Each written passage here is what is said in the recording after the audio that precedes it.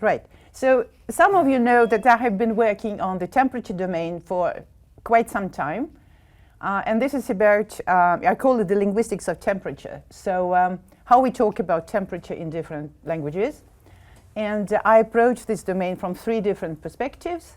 So one is from meaning to expression, what temperature concepts are encoded as words across languages, what distinctions are made in the systems of temperature terms, and what factors underlie them. Then the second factor, or the second angle, is lexicon-grammar interaction. How do temperature expressions, how are they lexicalized across languages in terms of word classes? What syntactic constructions are used for talking about temperature perception? And the third angle is from expression to meaning. So what are the possible extensions of temperature terms to other domains, and from where do the temperature terms come? So let's say what I press now. This one. And some of you are familiar with this huge volume that I edited a few years ago with 27 chapters with detailed descriptions of 50 languages, and some of these chapters coming from the researchers at Llacan. But today's lecture will be a step forward, or 2 steps forward. I will be talking about 2 recent articles that I have just published. And there will be 2 parts in this lecture, which I hope will be integrated. And I have, as usual, very many slides. So the first chapter, or the first part of the lecture, is about the dynamics of the temperature term systems in Slavic.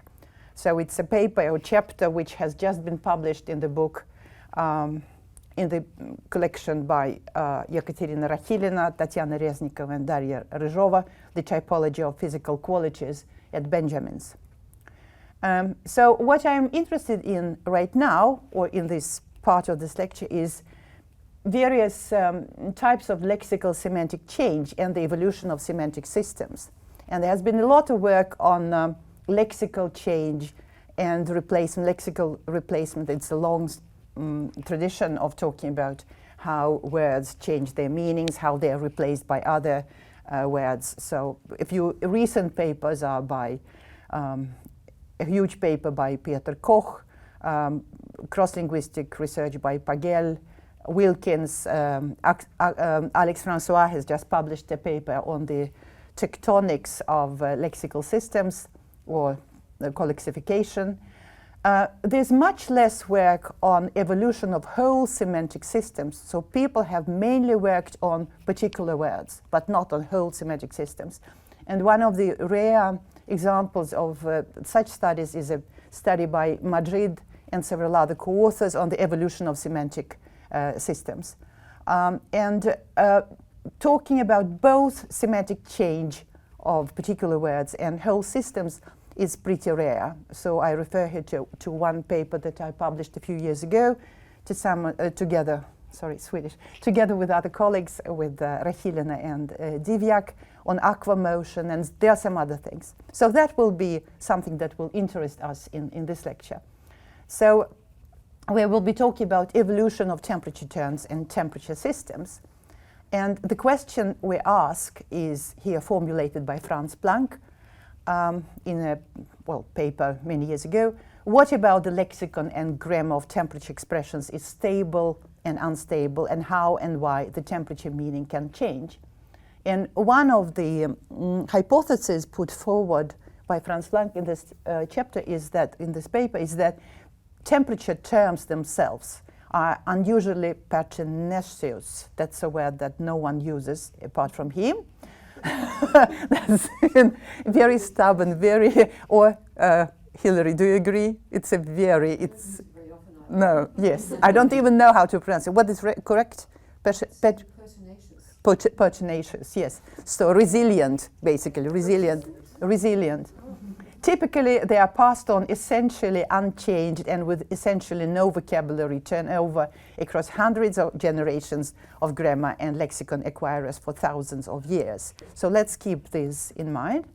And when we compare temperature term systems, we can compare both the systems as the whole and the forms involved in them. And the overarching issue here is intra-genetic constancy or variation or stability or change.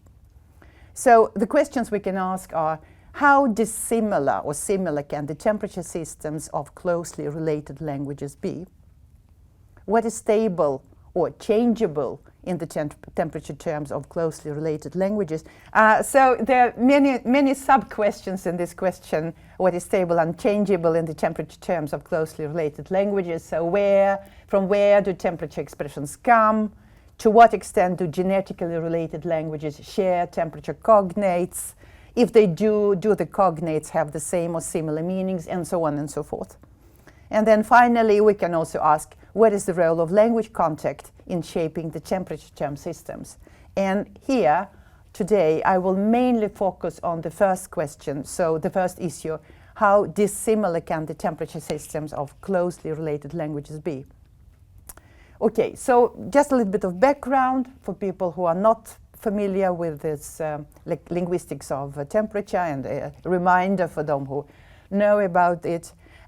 When we talk about this domain, we have three main factors that influence how you carve up this domain. So one is frames of temperature evaluation, temperature values, and then classes of evaluees or entities whose temperature properties, states, or experience is in focus. So frames of temperature evaluation, that is various typical scenarios in which we talk about temperature. So one is tactile temperature or touch temperature. When I say the stone is hot or la pierre est chaude, I touch it, or I don't have to touch it at this moment, but this is the kind of perception that I can get by tactile perception. Then we have ambient temperature, and I distinguish between non-referential and quasi-referential ambient temperature. So the non-referential would be something, it's hot here, it's cold here, or il fait chaud. Whereas quasi-referential means that we talk about some particular entity. It can be a very abstract entity, but we talk about this kind of ambient perception anyway. So the air is hot, or l'air est chaud. And then we have personal feeling temperature.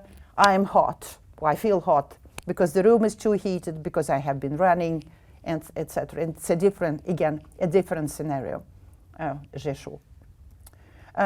Temperature values is something that all of us are familiar with. So when we have our thermometers and 40 degrees or 30 degrees and whatever, and there are different versions of these scales that have been using for talking about temperature in physiology, in engineering, in linguistics.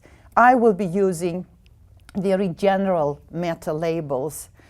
So cold will be generally unpleasantly, uncomfortably cooling temperatures, cool, moderately, pleasantly, comfortably cooling, warm, pleasantly, comfortably warming, and hot, unpleasantly, uncomfortably, dangerously warming. And you have to keep in mind that this is very artificial in a way. I mean, it's very general.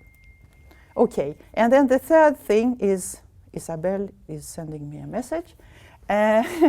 The third important factor or dimension in talking about temperature is different entities that are in focus. So entities themselves differ with respect to their temperature properties.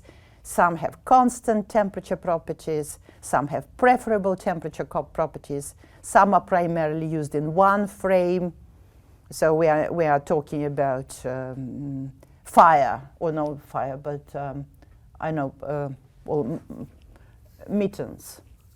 We don't talk about how you feel when you touch them, but mainly like ambience, they make you feel warm. Some are involved in several frames, and some have irrelevant temperature properties, like books. We normally don't evaluate the temperature of books. It's not very interesting. Okay, so this is background, and I have suggested several generalizations on temperature values. So it turns out that these different frames work slightly different when it comes to how many different temperature values we're interested in while talking about them. So personal feeling, normally we don't have so many differences there. We're mainly interested in whether I feel hot or cold or pleasantly warm in some languages. When it comes to tactile, there may be more distinctions. When it comes to ambience, that's where we normally have more distinctions. So we can talk about cool breeze or slightly hot or hot and torrid and whatever. And then we have the distinction between domain central terms that refer to the main temperature values and have a broad application. So they cover either a particular frame of temperature evaluation or pertaining to several and even all frames.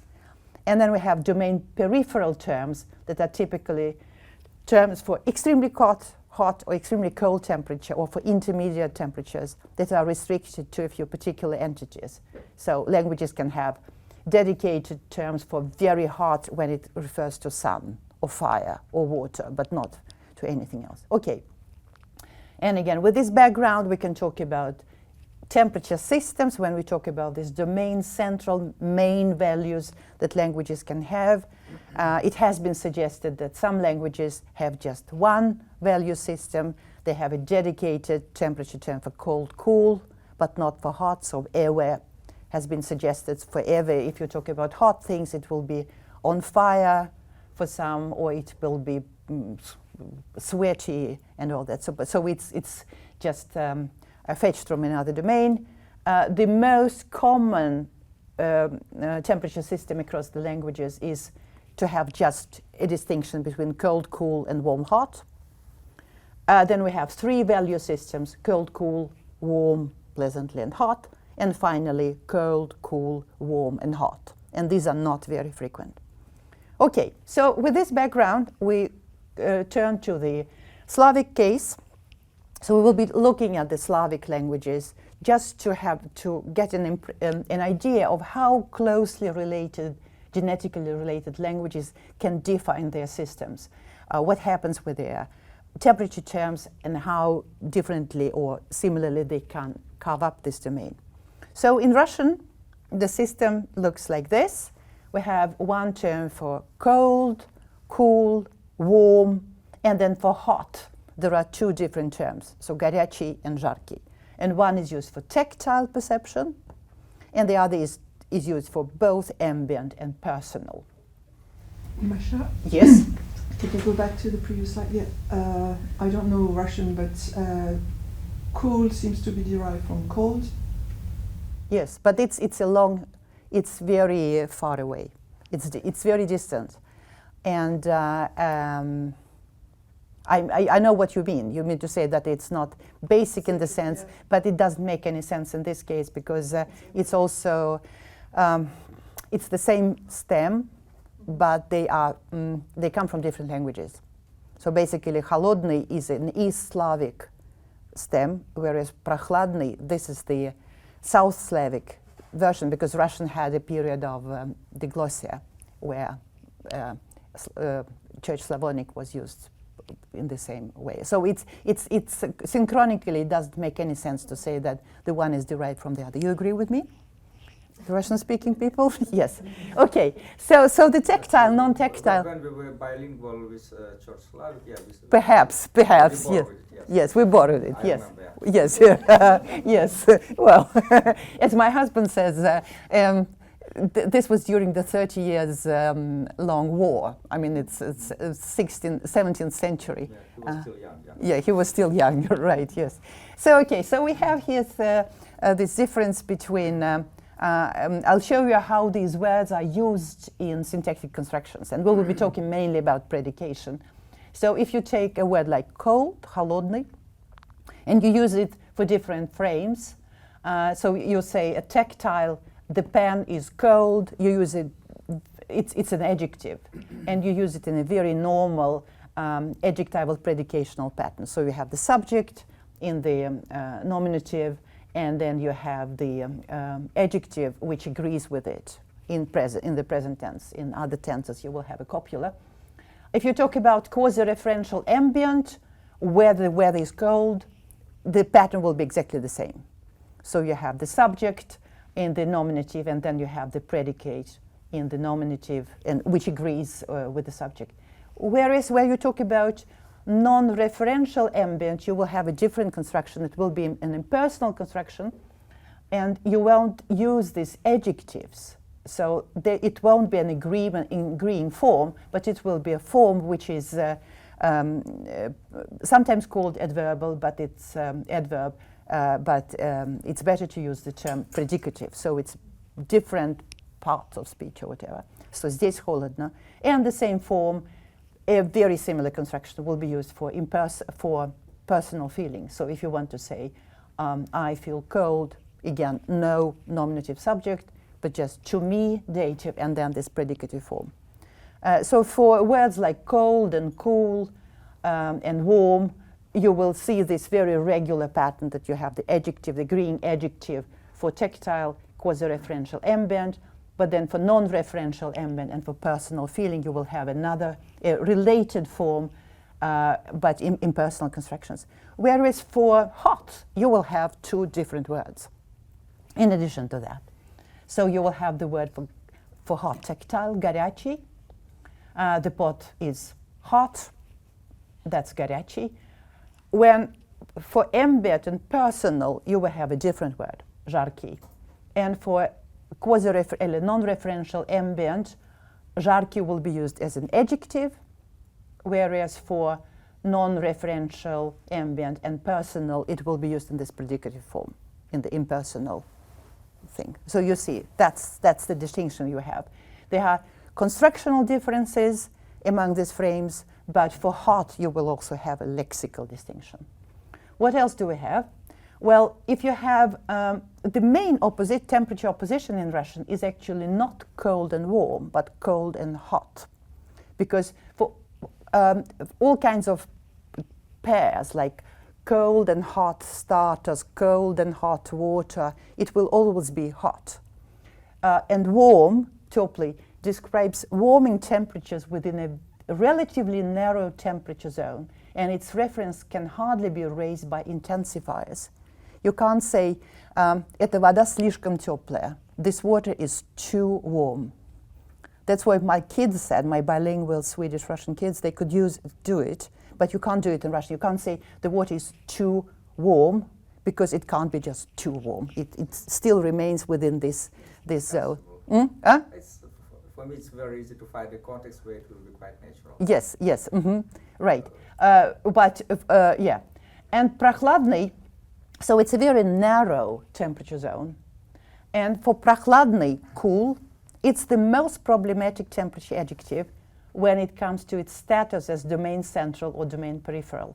Because it satisfies the main criteria for being domain central, because it's very broadly applied. It can apply to everything, but it's fairly rarely used. So if you look at corpus data, you will see that горячий, жаркий, теплый, холодный, they're used very often, whereas прохладный, you see it's like 3.5% of all the occurrences of temperature words. So it's fairly rare, but it is generally applicable. So that's why its status as domain central is a little bit questionable. All right.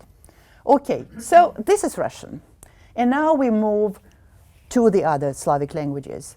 And we will talk about these main things: temperature frame distinctions across Slavic, the warm-hot distinction, the cold and cool distinction, and then lukewarm, which we do not have in Russian. So for those of you who are less familiar with Slavic, there are three main groups of Slavic languages: so East Slavic, West Slavic, and South Slavic. Okay, so temperature frame distinctions across Slavic.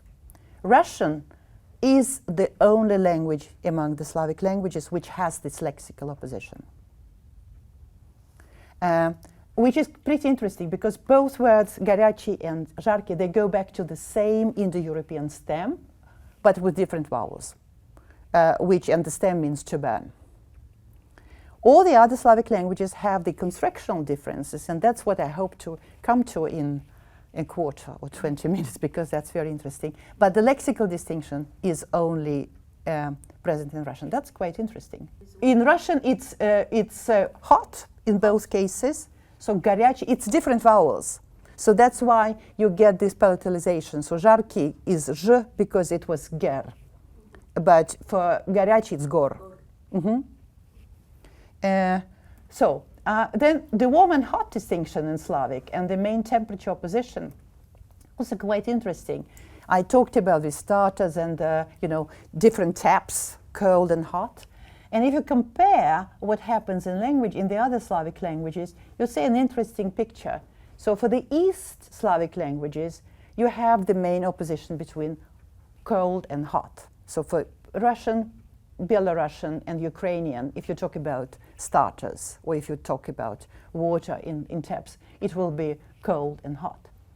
Then when you come to Polish, which is a West Slavic language, there you can have both. So in case it's not that fixed. The other West Slavic languages. Sorry, Masha, I'm not sure I understand what you mean by starters. Entrée. Zakouski? No. Yes, zakouski. Hors d'oeuvre. Okay. Hors d'oeuvre. Yes, and it's interesting.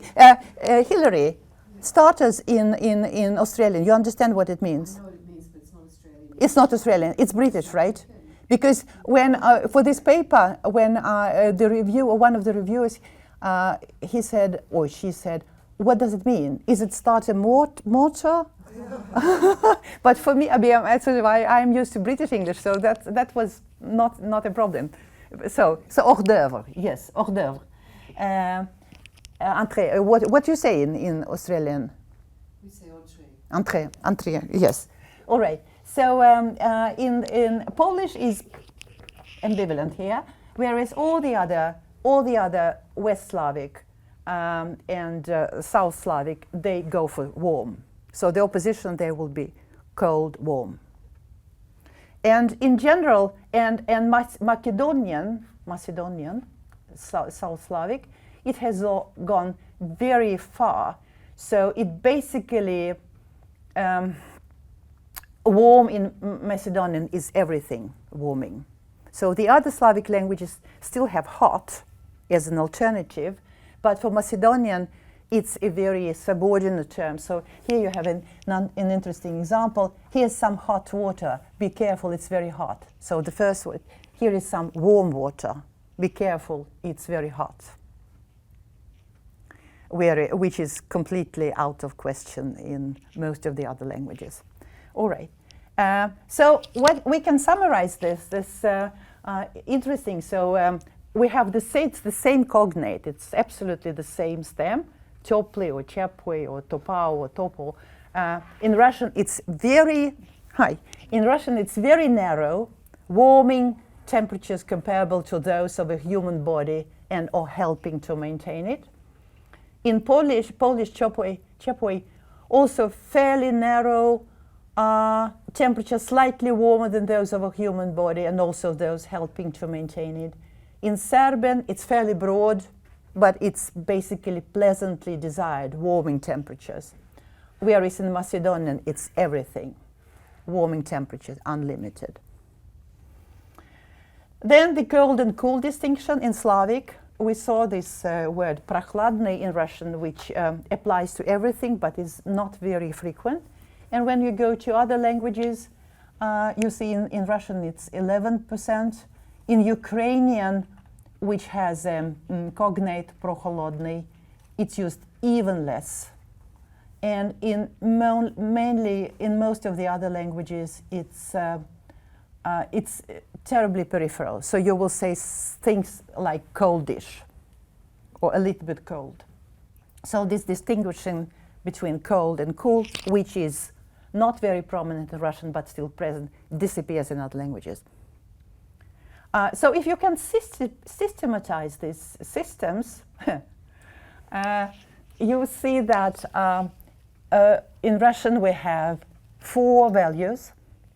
We have cold, cool, warm, and then we have the tactile, non-tactile. In Ukrainian, which is a, close relative, you have 3 values. So it's cold, warm, and hot, and no tactile, non-tactile distinction. In Serbian, which is a South Slavic language, you have 3 values, but the border between warm and hot is different. So in in Serbian, warm is much broader.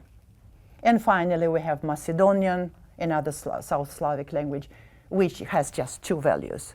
So these are closely related languages, and these are basically, if you see, it's cognates, but they cover up the domain in different ways, which is quite interesting. And then there's a final thing which I like very much. This is the word for lukewarm in Slavic languages. So lukewarm has an example from a parallel corpus of Slavic languages. An example is from Zyskin's Perfume. You might know this pretty unpleasant book, a very unpleasant film, but it's very good. So this Grenouille, at some point he was taken and he was put by Marquis. He was put because he smelled all kinds of things. He was very, very dirty. He was brought to a washroom where he was softened for several hours in baths of lukewarm rainwater. So in English you have lukewarm, in German it's lauwarm, in Swedish it's ljummen or ljummet. So you have this separate word, and this is tepid. So water which is not warm, not hot, something in between. Yeah. So what do we have in the Slavic languages? So if we look at this corpus, for Russian, it's warm. He was put in the bath with warm water. In Bulgarian, he's put in the bath with the cold water. And I asked if you Bulgarian colleagues, so one of them said, well, hlat is less, and my colleague Luba Veselina said moderately warm, just to translate this. So there's no dedicated word. Whereas in other Slavic languages, you have such a word. So basically in the other South Slavic languages, you have this mlak, in Slovenian and Croatian and Serbian. You have it in West Slavic, Czech, vlažny. In Polish, it's letni, which means summer. Yeah. Now you know how a Polish summer looks like. And Ukrainian, it's used not very often, but it's used li-teple, which is kind of old derivative from warm. I understand that I've checked this with some colleagues and with some dictionaries, that they're also the Russian spoken in Belorussia use letny for water, moderately, in some Russian dialects as well, and Ukrainian use it also. So there's this interesting word or temperature term that pops up in some of the languages. Okay, so if we summarize this part, we see that we see quite a variety in the systems. When we talk about temperature value systems, Russian has 4 temperature values, 3 probably most of the others, and Macedonia has 2. We have seen this shifting borders between warm and hot, which reminds very much of what happens in Germanic languages. So what's your position? If you talk about like entrees and water, would it be warm, cold and hot, or cold and warm? You mean in English? In English, yes. Talking about this story of the frog. No. If you talk about entrees, so let's start with cold starters or with hot. Okay. Yes, I use cold and hot for food. Yes, cold and hot for food. Yes. Unless you wanted to say something. Yes. So in English it will be cold and hot, whereas in Swedish it's cold and warm. So warm in Swedish is so English is in a way reminiscent of Russian, because warm is basically nice, whereas in Swedish the same cognate is everything basically warming, and hot is more under subordinate. Okay, then we have this tactile, non-tactile, domain central terms only in Russian, and we have domain peripheral terms, lukewarm, in several languages. Just a short thing about this Franz Planck's hypothesis that temperature terms are unusually, this word, pertinacious. So they are passed on essentially unchanged and with essentially no vocabulary turnover across hundreds of generations of grammar and lexicon acquirers for thousands of years. But we can take slightly different perspectives and look at the terms and the different temperature meanings to evaluate to what extent they are stable or unstable. So if we can apply a very simple approach to what is meant by lexical stability. I quote here Östendahl, but this idea goes back to comparative work in the 1960s, and also applied in several recent studies on lexical evolution. So words for more stable concepts show a greater tendency to have few cognates in related languages than those for less stable concepts. So a concept like three, you have one cognate class across a huge number of Indo-European languages, whereas a word for girl, even if you look at Romance languages, there will be like 13 or 14 cognate classes. So languages will vary quite a lot. So you can say that the word for girls are much less stable. That's the matrix, that's the idea that is used in talking about lexical stability. So if you think about here, okay, so you have this root tepl. All Slavic languages have comparable meaning, but not identical. Then you have for cold, you have hold, and led, which is ice. Almost all Slavic. Then you have this for hot things, for hot and cold. That can be domain central in some languages, that can be less domain central in others. Okay. And so on and so forth. So you will see that these cognates, even if you recognize them, they go from being used in a very similar way, like tepl, to being very, very different. So in this case, okay, you recognize the cognates, they are there, but they're used differently. Or if you start with meanings, you can say that for warm, you have one cognate class, that's this tepli or tepoi. For cool, 1, 2. For hot, 3 different. I can show you the tables afterwards if you want. For cold, you have 4. For lukewarm, you have 5. So they are differently, they show different stability. And particularly lukewarm is a very new innovation. So it has been innovated in all these languages separately from each other, and they come from different sources. So I think that's quite interesting. And we can say that most of the domain central temperature terms are traceable to Proto-Slavic or even Proto-Indo-European, but there are interesting differences in their stability seen both from the meaning and form angle. And also, all Slavic languages testify to several interesting developments in their lexical systems. Again, if we have time, I can show you what happens here. So they change the cognates change their place in the lexical systems. Some get marginalized, they move from their central position outside. Some others get inside. Some get like горячий and жаркий, they acquire different meanings and so on. So it's an interesting story. Okay.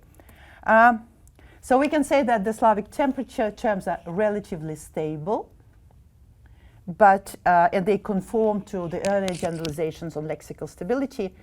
But the issue of lexical stability is much more complex, that is taken in many, well, in large cross-language research on lexical stability, because they just look at, do you have this cognate or don't you have this cognate? But what has happened with the word is never taken into consideration. And also, there seem to be interesting differences among languages here, which I hope that people will work further on and discuss. So I know that, for instance, in New languages and Timor Alor Pantar languages, the there's a lot of replacement in the temperature term systems. Yvonne has written about Kambata with some comparison with the other languages. So it's interesting to look at what happens there. Okay, but this little study shows various challenges, which also connect to what we talked about in the previous lectures, and in particular the discussion we had on collexification last time, when Stefan had a very good comment. We talked about that after that. When we talk about lexical systems, people are now very, carving up of domains. People use semantic maps and talk about collexification. Some of the things that I have shown, well, you can cover them by semantic map and also by collexification. But if you talk about the shifting border between warm and hot, what is collexified with what? It's unclear. So it's like you have this space, and the borders shift slightly. How would you express this by using the notion of collexification? For me, it's not clear, because that means that you will have to postulate very many intermediate meanings. Then, if you have a system which has terms that apply across the board, and then you have something like lukewarm that just applies to a few entities, how would you represent this on a semantic map? This will add you another addition. And finally, and this is the topic of what I'm going to talk about now, is the status of temperature frame distinctions in the system. This issue is much more complicated. So I'm turning to this now, and semantic maps and temperature capturing the lexicon grammar interface across languages. And this will be based on the other paper that just appeared in a special issue on semantic maps, where Martin has also a paper, and Alex. So a special issue of Zeitschrift für Sprachwissenschaft on the future of mapping new avenues for semantic map research. All right, so there will be a digression now from Slavic languages and then back to Slavic languages. You remember these frames of temperature evaluations. We said that, okay, Russian has 2 different words for hot. There's some chat there, but we'll talk about this. And this is not, well, in the Slavic context, that was unusual, but across languages of the world, we very often have the situation that languages has several cold words or several hot words. So in Armenian, we have 3 cold words. The stones are cold, tactile, 1 word. It is cold today, ambient, another word. And I feel cold, personal, it's a 3rd word. Okay, all right. Palula, it's Indo-Aryan language spoken in Hindu Kush, in Pakistan on the border to Afghanistan. There are 2 words for hot. Ouch, this tea is hot. This room is warm. It's 1. But it was very hot last year, so non-referential, ambient, and personal feeling. We were feeling hot. It's another. Okay. And earlier in this huge book, I suggested that we could cover these systems by a semantic map, where you have these 4 different frames of temperature evaluation: tactile, quasi-referential, non-referential, and personal feeling. And this semantic map conforms to the idea that connectivity or coherence hypothesis, any relevant language-specific and construction-specific category should map onto a connected region in conceptual space.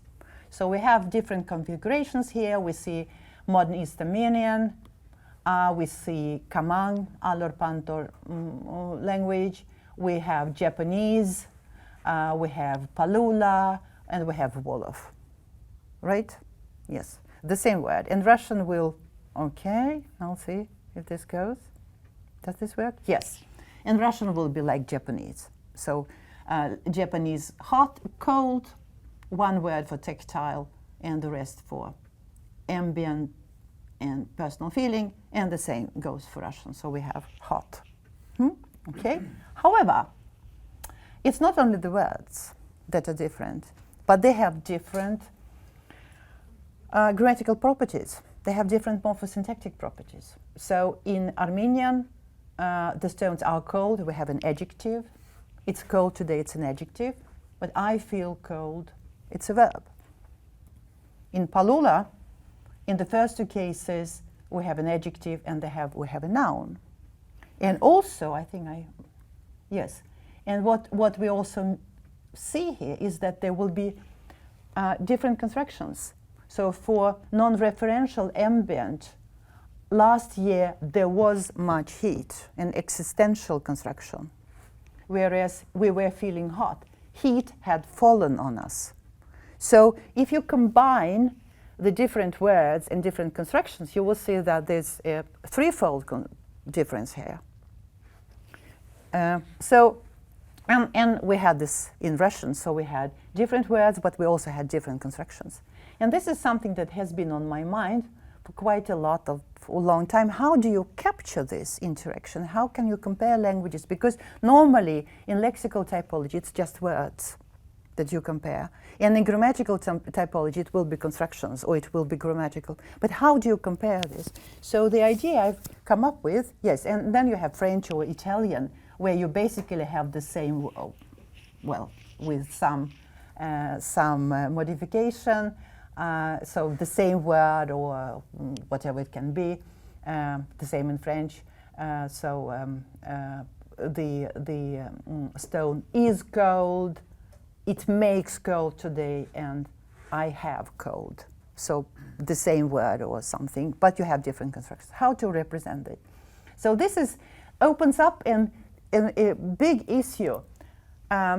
How do the lexicon and grammar interact with each other in the expression of the distinctions among the different frames of temperature evaluation across languages, and how can this interaction be represented? So now I will mainly be focusing on the second part. So I will just show how I think we can do it, and I will analyze two groups of languages in my sample, selected on the basis of their constructions for personal feeling temperatures. It's also interesting, there's a huge, people have worked a lot on constructions, for instance, existential constructions, or possessive constructions, yes, there's some work on impersonal constructions. There's some work on weather expressions. There's some work on experiential constructions. But these are separate from each other. There's very little connection.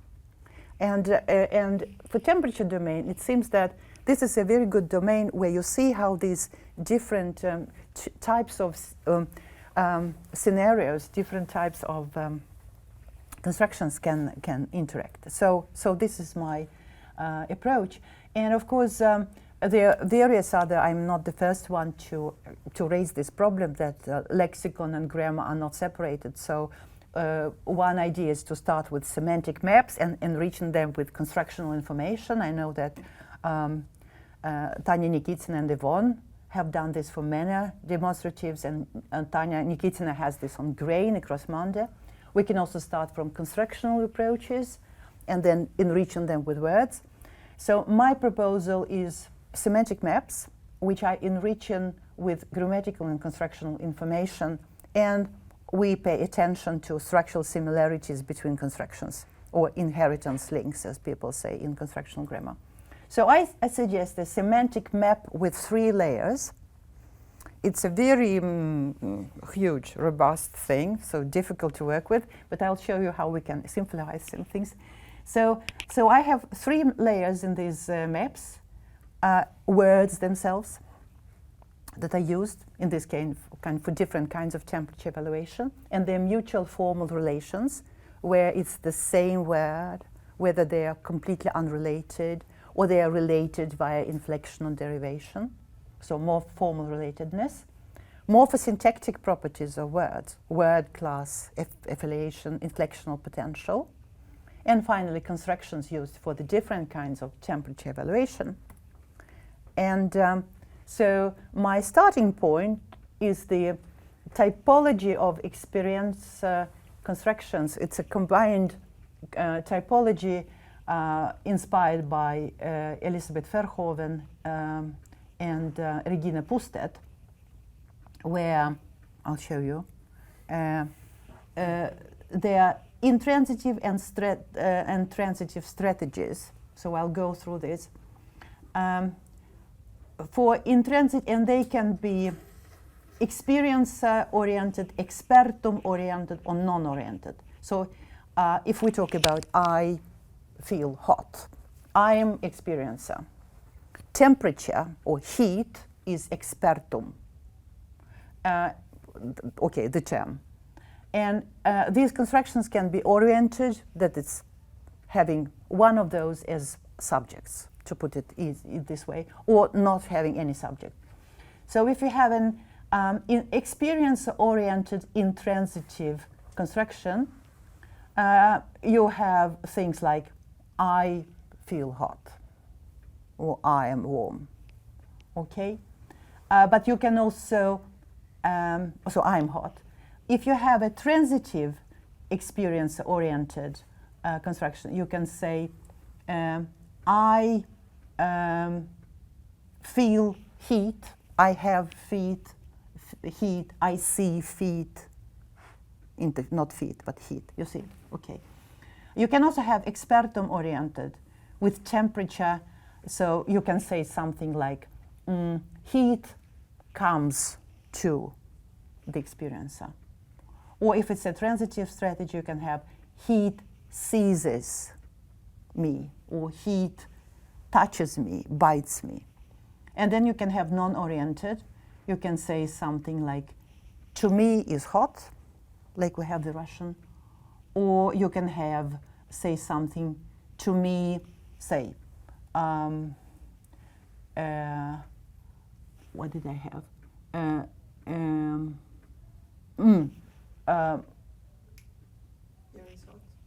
No, transitive temperature denoting verb. Yeah, so something similar to this. So the it warms me, it heats me, something like that. Okay, all right. So I will be talking about what I've done now is a kind of experiment. Yes. A small clarification question. If the construction looks like I am hot and I am cold, where will it be? It will be experience-oriented because I am the subject. And then we have just an intransitive temperature predicate. It can be copular with an adjective, or it can be I'm freezing.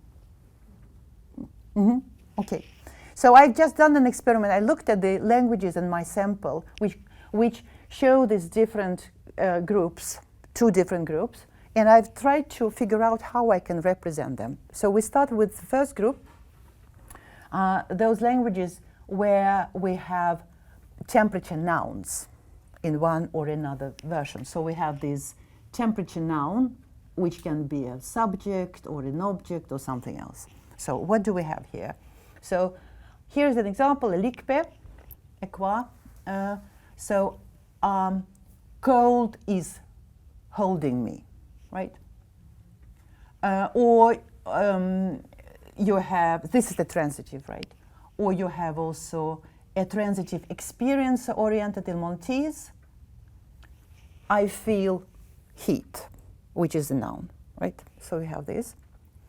And when I have these languages, I've asked myself three groups of questions. So morphosyntactic properties of the temperature words. That is, does the use of a temperature noun in personal feeling predications have implications for the word class affiliations of the temperature terms involved in predications for the other frames of temperature evaluation? Then the choice of the temperature words themselves and their formal relatedness, and constructions used. So I will go through this. So the first question, does the use of a temperature noun in personal feeling predications have implications for the word class affiliation of the temperature terms involved in predications for the other frames of temperature evaluation. So if we know that language has something called hits me, will we know anything about the morphosyntactic properties in other constructions? It seems that the generalization is, if a language has a personal feeling predication based on a temperature noun, it also has an ambient predication based on the same noun. So here we have likpe again. We had this cold holds me, and we also have cold is, so the ambient. Or we have Maltese, we had I feel the heat, and you also have here heat, here the heat. So for ambient and personal feeling, you have the same noun, but the reverse does not hold, because you can, in language, can have, since in my sample at least, well, since I have it in my sample, then it's already an example of what is not attested. What is attested? So modern Greek has ambient predication based on a temperature term, but verb-based personal feeling predication. So it says, it makes heat here, basically the romance pattern, but I'm feeling hot. It's a verb. So we can say that we have a generalization, that we have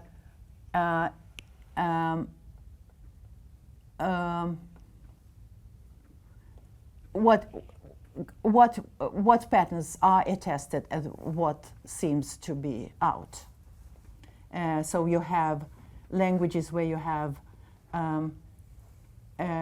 say adjective or quality state verb and then you have a noun, temperature noun, and it is used both in ambient non-referential predication, personal feeling predication, so you can't have a language which will have a noun for personal feeling predication, temperature noun, but not noun for ambient non-referential predication. Are you with me? Yes. Mm-hmm. Could you go back to the previous? Yes. Mm-hmm. This Greek or the other? Greek. Mm-hmm. So what you have in Greek is it says it makes heat here. So here we have a noun. Okay, but about tactile, it's not a noun. Which one? Modern Greek Tactile is a different story. So the generalization is about only ambient, only non-referential ambient and personal feeling. Yes, I will not say so much about tactile because they are very boring. Tactile predication, yes, tactile predication are just normal adjectival, the kind of construction you have for adjectival predication, or if you have stative verb or whatever. So they will be. So we are only talking. Only talking about personal feeling and ambient. Okay. So the second part. To what extent are the terms used in the different frames of temperature evaluation related to each other in their form? And here we have again. Here we have variation. So if you have yes, so here we take into consideration the tactile predication, adjectives versus nouns or quality state verbs. And we see that in Italian or in French, it will be basically the same word or very similar words. So it will be freddo, freddo, or froid, froid. So in Maltese, if you talk about, what was it? Was it hot, right? So if you say something is hot and the heat, they are related because there's the same root, right? But it's Oh, cold, yes. So, but it's different derivational patterns. And in Bamana, here comes Bamana, Valia. Yes, very grateful to that. You have two different words. They're completely unrelated. In fact, it's possible also to derive from adjective, derive a noun, but it will be not exactly. It will have another meaning. Yeah, yeah. Mm-hmm. And then the third one, talking about constructions. So are the constructions used for the different frames of temperature evaluation completely different, identical, or in one or another way related to each other? Bamana again. So if we have, it is hot here, heat is here, what I feel here is basically heat is to me, right? So these are very related. Whereas that language Palula that I mentioned before, constructions are not related at all. So you have last year there was much heat and then heat had fallen us. So these things I suggest we can have this kind of semantic maps with 3 layers. So if we look at the Palula, we will see that it is hot here or it is cold here. The stone is hot or the stone is cold. You will have an adjective. If you say it is hot or it's cold here, or I feel hot, I feel cold, you will have a noun. For hot, there's no relation at all between the adjective and the noun. For cold, there's a historical relation, but it's very far away.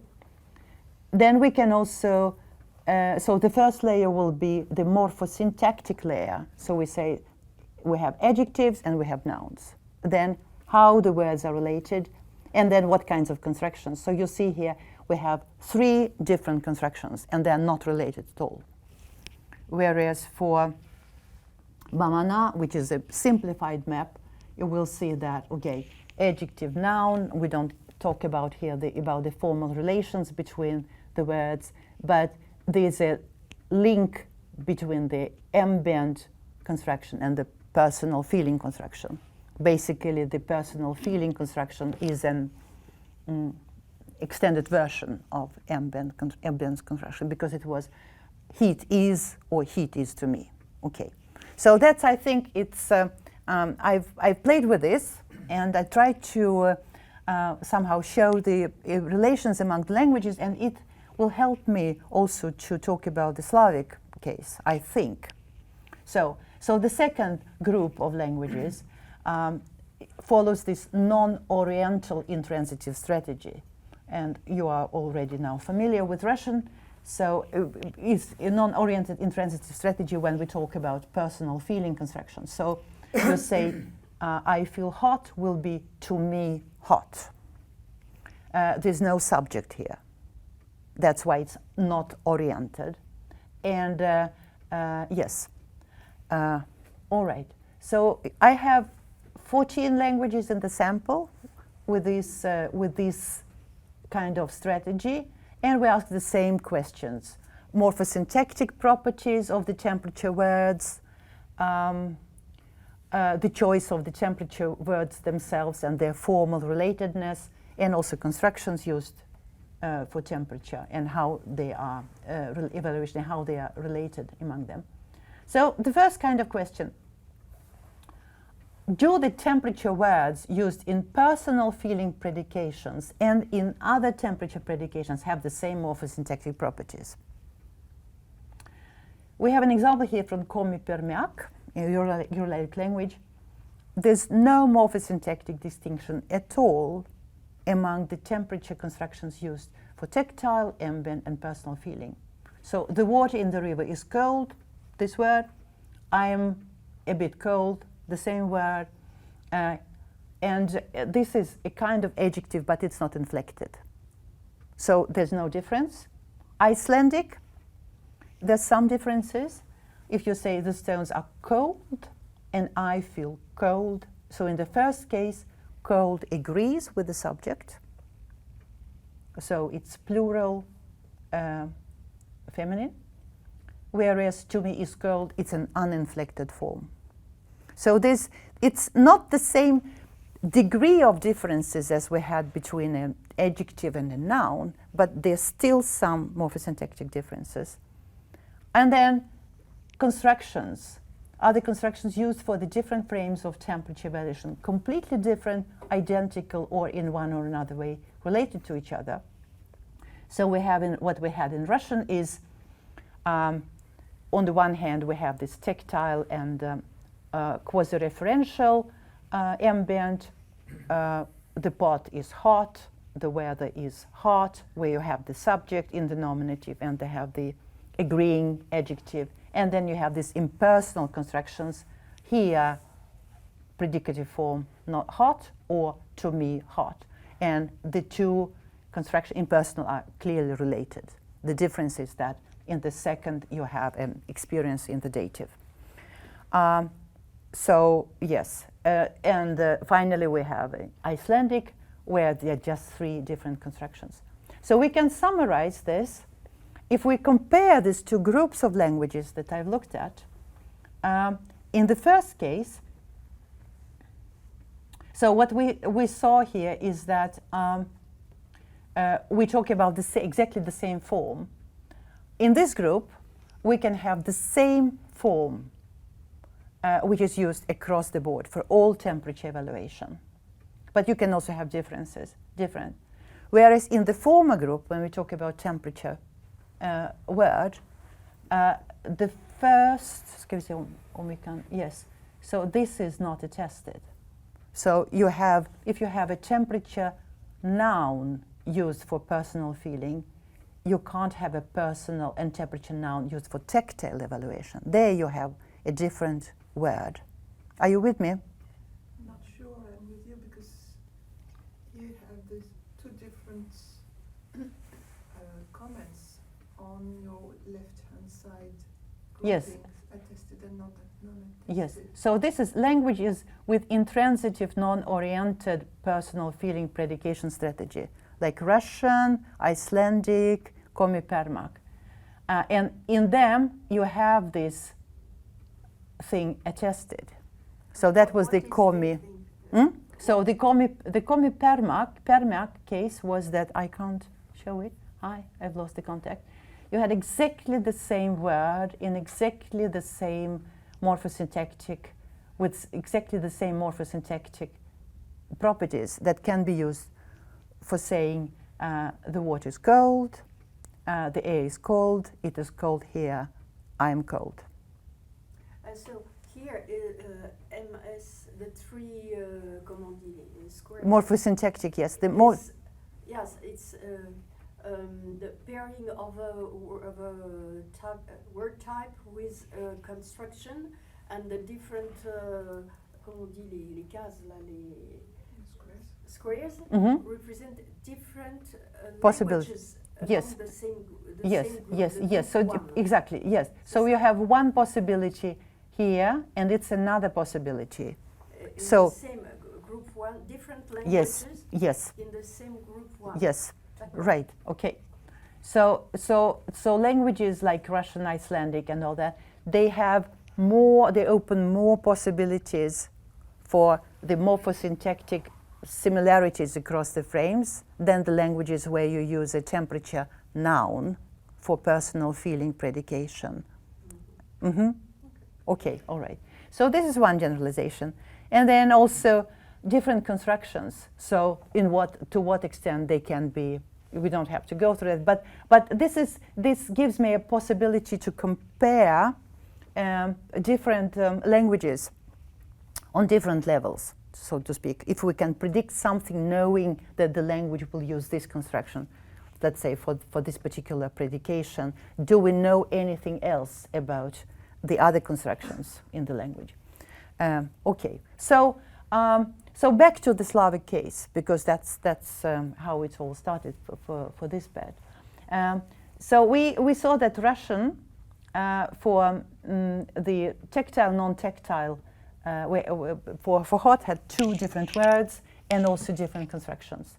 And I said that for tactile and for quasi-referential ambient, we have an adjective, and then we have an impersonal construction, which is something which is sometimes called an adverb, sometimes called a predicative. And this is a very interesting category in the Slavic languages, because it exists in all Slavic languages, and there's a long debate on whether it's a different word class, whether they are derivational, or whether they're something else.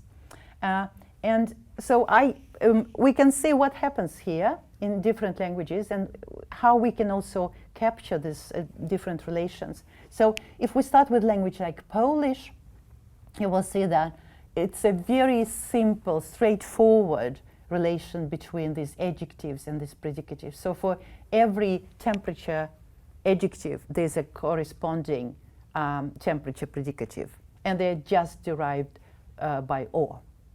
So here's a real adjective with all its inflectional paradigm, and there you have these predicatives. And they're used in different constructions. So these are used in impersonal constructions, and these are used in more personal constructions. But Russian is less straightforward. So what we have here is you have this difference. We have hot, an adjective, which is only used for tactile. And then we have жаркий, which can be used both as an adjective and as a predicative in these frames. So you see it's the same value, but it's used for different frames. And we can also follow the history. I won't show you how I could represent this by diagrams, but what happens is the following. I said that горячий and жаркий are based on the same Indo-European stem with different vowels, and both have cognates across Slavic languages. So the normal hot word in most of the other Slavic languages is a correspondence to горячий, but correspondence to жаркий are also found, but they normally mean extremely hot, torrid. So they're used for the extreme hot part, and they have a very restricted application, because extremely hot things, that's very few things that can be. So in Serbian, it is only used for ambient attributive referential, so you can talk about climate, summer, and very restricted for tactile, like lava and sand. These are the only things. There are no predicatives for them. In Ukrainian, you have both adjective and predicatives, and жаркий is used for ambient and personal, but in free alternation with the normal word, the горячий. And Russian has gone further. So you see that what has happened here is that you have this complementary distribution for Russian, and you see steps on the way from this extremely hot, restricted to something, when it got extended to other meanings. It lowered it in its intensity, and it extended in its application. So you see that the non-tactile hot is recruited among the domain peripheral terms for extremely hot. It gradually becomes less extreme and expands its application to further non-tactile frames. And finally, where it still competes with the general hot as in Ukrainian. And finally, the non-tactile hot completely ousts the erstwhile general hot from the non-tactile context, leading to the complementary distribution between the two terms with the same temperature value as in Russian. And in older Russian, it behaved like in Ukrainian. So these are examples from the 18th century, where you can talk about горячий климат, горячие страны. So you could talk about hot climate and hot countries. And with this kind of map, you can follow this development to show how it works. We can also have some other cases. interesting correspondence between adjectives and predicatives. So in Czech, there are two predicatives for hot. One is totally productive, so horky, horko, but then there's another one, which is the suppletive form. Again, you can show it on this kind of map that everything looks like everything else in the Slavic languages, but this new word coming in. And there are even other cases. I think you are pretty tired now by the Slavic example, so I probably jump over actually my favorite example from another thing in Czech, but if you are interested, I can come back to that. So what we can summarize the comparison among the Slavic languages according to these frames of temperature evaluation. What you can show in these maps is that the Polish and Czech temperature systems are identical on all the three levels for hot, warm, cool, and cold, with the additional suppletive predicative for hot in Czech. For cold, Czech has two options, and the Russian and Polish system are identical for warm, cool, and cold, and the only difference being the lexical split between the tactile and the non-tactile hot for Russian. So you can show these similarities on slightly different levels. I mean, that's the main lesson I want to say. And we also can show cross-linguistic correspondences on various levels. So another Uralic language, Hanti, has a complete distinction between cold in ambient and non-ambient. And if we summarize its system, we will see that it looks very similar to the Russian system, with the proviso that it does not have the difference between adjective and predicative, but it uses adjective for all the things. So morphosyntactically, it's different from Russian, but when it comes to other things, it's similar. You see, so that's what I want to communicate. All right. So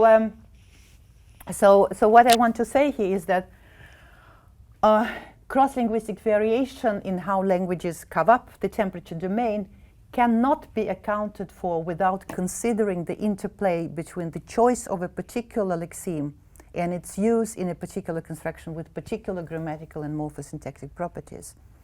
And that's why I have suggested this elaborated version of a classical semantic map with 3 layers as an attempt to capture these relations and shown a few cases. And we see that if we play with all these different versions, taking into account constructions and morphosyntactic patterns and relatedness, we still see that this map holds. The semantic map has this configuration with tactile, quasi-referential, non-referential, and personal feeling. And the question is why the map looks the way it does. Some of you have heard this many times, but I see that there are different motivations for why these different frames can be similar or non-similar to each other. So tactile and ambient on the whole, they are experience-based. So if I touch tea or hot or coffee, or if I say that it is hot here, this is something that you can measure with a thermometer. It's sort of an objective thing. So that's their similarity. It can be verified from outside. Whereas personal feelings are very subjective. They're different, right? But on the other hand, ambient and personal feeling temperatures are rooted in the same kind of physiological experience. So that's about thermal comfort. It's not about touching something with your receptors, but it's about how you feel. And finally, quasi-referential ambient are close to tactile because they pertain to particular entities. It can be a real entity, the air is cold, but it can be like a abstract entity, the weather is cold. So we conceptualize things as reified, right? They apply to particular entities. What else? Yes, and I think that we can ask further questions here. Can this three-layered semantic map model be used for larger cross-linguistic comparison? Well, at the first sight, it's very big and heavy. So you have all these layers. But on the other hand, as I hope I've shown at some point, you can simplify some of the layers. You can sort of make a schematic representation of something.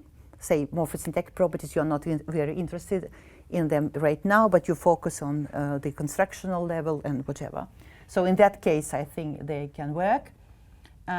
So yes, and then also I think that you can also ask further. I mean, I don't have any ambitions of saying that you can save the world by having these three-layered semantic models, semantic map models. But it's in any case, it's an attempt, and this question of joint linguistic categorization, is it something which is particularly relevant for the temperature domain to the exclusion of other, or you can think of other domains where this is relevant? So I think it's difficult to evaluate because most of the lexical typological research has been successfully done on the level of lexemes without messing up with their grammatical and constructional behavior. So in a way it works. But I think it can be improved. And I think that there's some research trying to reconcile the lexical and grammatical interests. Koch on location, existence, possession, Majid, Bauman on cut and break, our paper on aquamotion where we showed that constructions and lexemes work together in carving up the domain. And I think that there are more things to do, like perception and cognition to me seem to be very good potential things. So when you talk about, Yvonne, this see and look and all these kinds of things, in many cases it's sort of the same lexeme, but there will be derivational patterns or there will be constructional patterns, and you can I think you can elaborate on these relations by making a sort of this three-layered semantic model something else. And I think that research in both grammatical and lexical typology will benefit greatly from a more careful examination of lexicon grammar interaction across languages. So this multiple layered semantic maps may be a suitable tool in this endeavor, and by taking these steps we may start disentangling the issue of linguistic ecology. To quote Nick Evans, how do semantic choices made in one subsystem affect those in others? Which I think it's a very crucial central question for cross-linguistic research and linguistic research in general. Well, I think I'll stop here. I have a few slides left, but I think it's no, I think it's fine.